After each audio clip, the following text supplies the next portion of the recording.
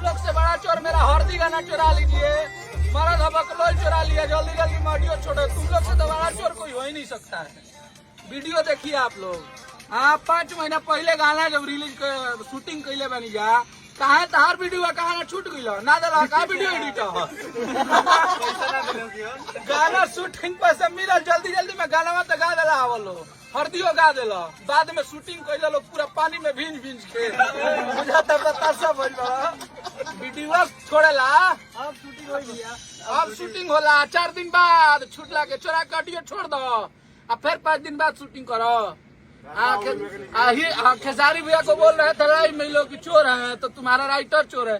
तुम लोग से बड़ा चोर कौन है? 100 गाना गिना देंगे उंगली पे कि चुरा के तुम लोग गाए हो। तुम लोग चोरी नहीं करोगे तो तुम लोग का उचित भोजपुरी में नहीं रहेगा चोर। मौका नहीं मिला तो कुछ चाहिए नहीं मैडम। हाँ, कुछ मिलत नहीं खबारे के, खत्म हो गई मार्केट तक, चोरा के गा दो। भैया हाँ, राइटरों के फोन करके पूछेला सर केकरा से गवैले बड़ो। हाँ, राइटर के म्यूजिक डायरेक्टर के सबन के डरवाएल हम सब रिकॉर्डिंग बा ई जान लियो। धमकी देता लोग की अथु का दे चोरी पर, एक तो सीट चोरी है, ऊपर सीना चोरी धैले बनी प्राइवेट कह के जहां छोइल अभी रुका तार गाना में थोड़ी देर में बोलो कहां बड़ा बहुत पहले जब गवा लगा ना वही गरी प्राइवेट होकर खा जाला।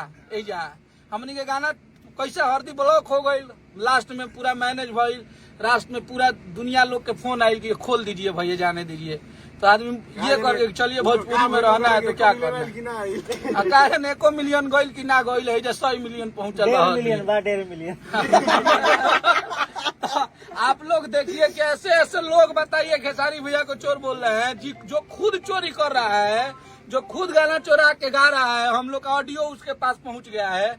हमारे भाई शूटिंग में कहीं भाई कोई ऐसा आदमी का शूटिंग नहीं होता है, जहाँ होता है खेसारी लाल यादव का शूटिंग वहाँ 2000 लोग पहुँचता है। कितना भी कोशिश करते हैं कि बचाए, गाना नहीं बचता है, कोई वीडियो बना लिया, कोई रिकॉर्डिंग कर लिया, दे दिया आपको, आप जाके गाना गा लिया लाइव, पहले ही बिना रिलीज के लिए लाइव में बजा के आ गई वो टॉप दे चोरी कर ले लोग टीजर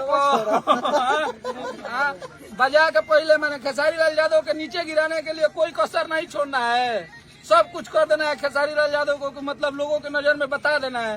तो खेसारी लाल यादव भी ऐसा लोगों बने जो सच्चे दिल से उनको मानता है और उनके साथ रहता है। हाँ, वो किसी से पराजित नहीं होंगे। वीडियो में प्रूफ बा। वीडियो यार 4 महीने 4.5 महीना पहले हम लोग बनवाए हैं दिल्ली में।